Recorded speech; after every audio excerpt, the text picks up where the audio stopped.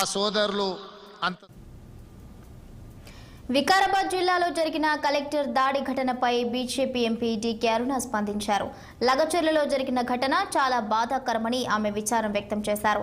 Pharma company వద్దంటూ గత కొన్ని రోజులుగా స్థానికులు కోపంతో ఉన్నారని, అలాంటి పరిస్థితుల్లో సెక్యూరిటీ లేకుండా అధికారులు గ్రామానికి వెళ్లడంతో సహనం కోల్పోయిన గ్రామస్తులు దాడికి పాల్పడ్డారని ఆమె అన్నారు. కానీ అధికారులపై దాడి చేయడం సమంజసం కాదని అన్నారు. ముఖ్యమంత్రి ఇప్పటికైనా గ్రామస్తుల అభిప్రాయాలను గౌరవించి చర్చకు పిలవాలని అరుణ అన్నారు. వెళ్ళినప్పుడు మరి అక్కడ గ్రామంలో ఉన్నటువంటి కొంతమంది మరి వాళ్ళని దాడి చేసినట్టుగా నాకు సమాచారం వచ్చింది.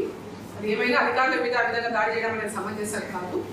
ఏదైనా సామరస్యంగా మనం ఏ ఉద్యమమైనా చేసి పోరాటం చేసి మనం దానికి వ్యతిరేకిస్తున్నటువంటి రైతులు ఎవరైతే ఉన్నారో పోరాటాలు చేయాలి. ప్రభుత్వాన్ని గట్టిగా ప్రశ్నించేటటువంటి హక్కు ఉంది, అర్హత ఉంది వాళ్ళకి. కానీ అధికారుల మీద, జిల్లా కలెక్టర్ గారి మీద కానీ, క్యాడా స్పెషల్ ఆఫీసర్ పైన కానీ దాడి చేయడం అనేది సమంజసం కాదు. నా దృష్టికి వచ్చింది ఇందాకనే.